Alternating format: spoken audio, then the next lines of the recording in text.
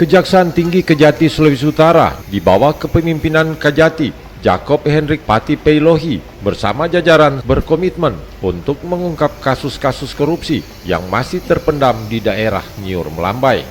Setelah mengungkap dan menetapkan sejumlah tersangka dalam kasus korupsi bantuan bencana Gunung Ruang, Kejati Sulut kini menetapkan 2 orang tersangka dalam kasus korupsi pertambangan yang dilakukan oleh PT HWR sejak tahun 2013 sampai dengan 2025.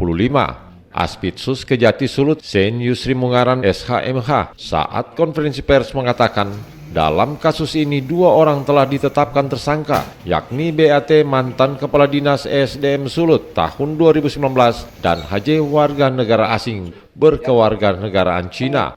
Perbuatan materialnya, yang pertama bersama-sama dengan Brit Gunter menyusun FS atau studi kelayakan tanpa melaksanakan kegiatan penyelidikan awal dan kegiatan eksplorasi dengan cara hanya menggunakan data X PT Nyumun Minahasa.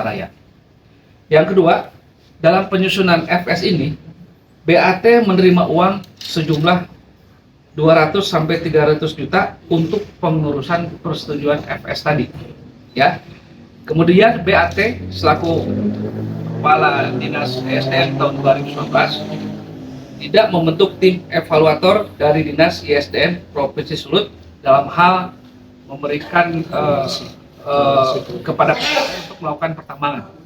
Ya. Tersangka kedua yaitu namanya HJ. Ini warga negara asing dari Cina.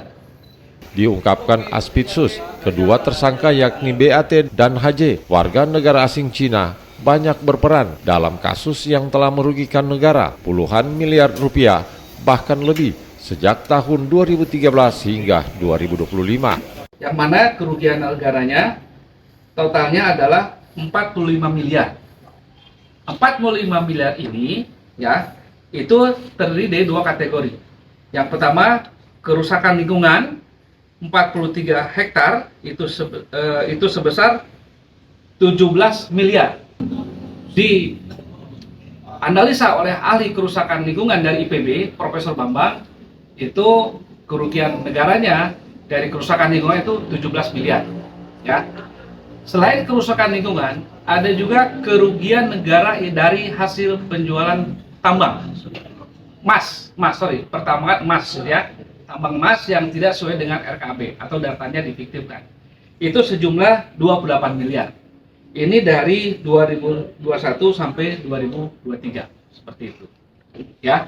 Dan ini tidak kurang 45 miliar. Kemungkinan bisa bertambah lagi. Adapun pasal yang disangkakan yakni pasal 603, 604, kemudian 605 karena ada penyerahan uang untuk memudahkan pengurusan FS. Kemudian pasal 2 ayat 1, pasal 3 dan pasal 5 karena ada penyertaan pidana dalam kasus ini. Memakai rompi berwarna merah muda, tersangka BAT mantan Kadis ESDM Sulut tahun 2019 langsung digiring ke Rutan Malendeng Manado menggunakan kendaraan tahanan milik Kejati Sulut.